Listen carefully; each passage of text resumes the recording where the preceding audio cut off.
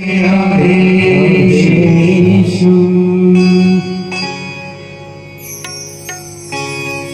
मंगलमय परात्पर अखिलेश्वर अकारण करुणावरुणालय भक्तवांच्या भक्तकल्पतरू तडंद्वित विनंदित पितांबरधारी नंदनंदन ब्रजचंदन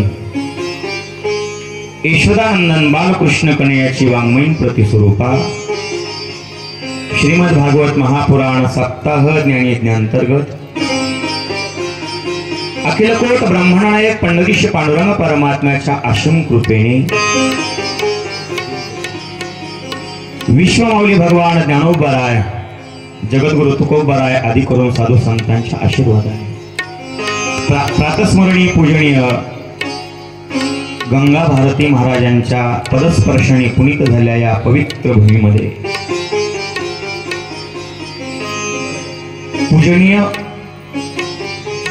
आदरणीय गुरुवर्य दयानंद महाराज यांच्या मार्गदर्शनाखाली समस्त ग्रामस्थ मंडळी यांच्याद्वारे आयोजित उदारदात्यांच्या दातृत्वाने अन्नदात्याच्या अन्नदानाने व्यासपीठावर उपस्थित असणाऱ्या गुणीजनांच्या संगतीने भक्ती स्वरूपाचा भक्तिमाता श्रोते मंडळींच्या पवित्र सानिध्यात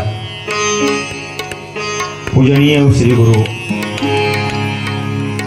गंगा भारती महाराजांच्या या पवित्र आश्रमात आपण गेल्या कालपासून श्रीमद भागवताचं चिंतन करत आहोत। काल आपण भागवताचं महात्म्य पाहत असताना भक्ती आणि नारदाचा संवाद पाहिला। भक्तीचं दुःख घालवण्यासाठी नारदाने केलेला प्रयत्न पाहिला आणि संकादिकाने नारदाला भागवताची कथा श्रवण करा असं सांगितलं। 3 दृष्टांत दिले, आंब्याचा, उसाचा आणि दुधाचा। आणि भक्तीचं दुःख नाहीसं झाल्यावर भक्ती नाचत नाचत तरुण होते आणि हरिद्वारला नाचत नाचत येते। नारदाला आनंद होतो, पण नारदाच्या मनामध्ये शंका निर्माण होते की भागवताच्या कथेने दुःख नाहीसं होतं, मग पाप जातात का? जर जात असतील तर कोणती कोणती पाप जातात ते आम्हाला सांगा। काल इथपर्यंत आपण कथा पाहिली। नारदाने सांगितलं, संकादिकाने सांगितलं, नारदाने कोणती कोणती पाप काय विचारतो? भागवताची कथा श्रवण केल्यावर कोणतं पाप जात नाही ते विचार।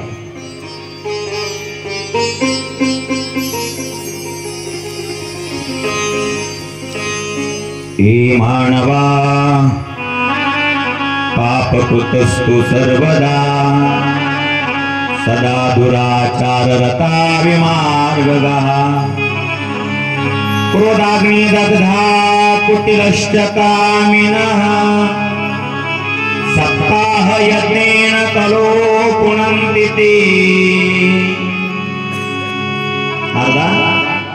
जे माणसं लोकी पाप नेहमी पापाचरण करतात, सदा दुराचार रताः सदा विमार्गः सदा क्रोधाग्नि दग्धः सदा कुटिलश्च कामिनः, जो माणूस सदैव दुराचारामध्ये रत आहे, सदैव विमार्गाने गेलेला आहे, सदा सर्वदा क्रोधाच्या अग्नीत जळतोय, सदा सर्वदा जो कुटील आहे, सदा सर्वदा जो कामिनीचा संग करतोय, अशा माणसाने जरी भागवताची कथा ऐकली तरी तो मुक्त होतो।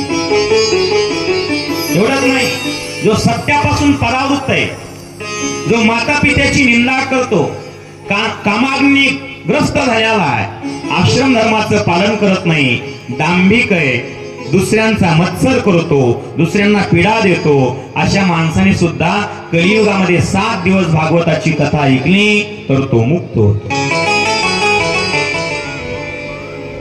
सत्येन हीना पितृमातृदूषकाः, एवढंच नाही, जो मद्यपानी दारू पितोय, ब्राह्मण हत्या, ब्राह्मणाची हत्या ज्याच्याकडून घडली, स्वर्णाची चोरी करतो, गुरु स्त्रीचं गमन केलेलं आहे आणि विश्वासघात केलेला, ही 5 पाप आहेत, मुख्य 5 पाप आहेत। दारू पिणं हे सर्वात मोठं पाप आहे, मद्यपान करणं। ब्राह्मण हत्या करणं एक 2 नंबरचं पाप आहे. दुसऱ्याचं सोनं अर्थात धन संपत्तीत पैसा चोरणं एक पाप आहे. गुरु स्त्रीचं गमन करणं, दुसऱ्याच्या स्त्रीकडे वाईट नजरेने पाहणं हे एक मोठं पाप आहे. आणि विश्वासघात जो करतो हे सर्वात मोठं पाप आहे.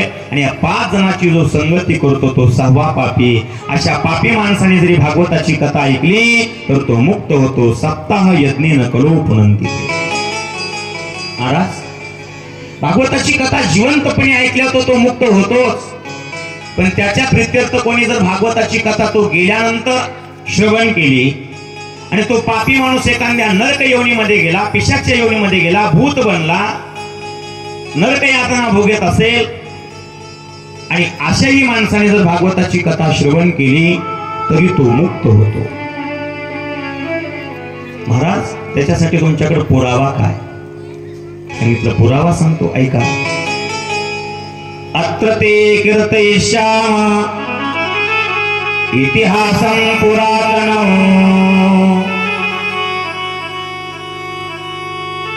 पुरातन इतिहास आहे आणि हा इतिहास ऐकल्यानंतर तुमचं पाप जाणार आहे. यस्य श्रवण मात्रेण पापहानी प्रजायते. सांगा महाराज तो पुरातन इतिहास ऐका. तुंगभद्रा नावाची नदी, तुंगभद्रा तटे, त्या तुंगभद्रा नावाच्या नदीच्या काठावर एक उत्तम नगर आहे आणि त्या उत्तम नगरामध्ये आत्मदेव नावाचा एक ब्राह्मण राहतो आणि त्या आत्मदेव नावाच्या ब्राह्मणाला एक पत्नी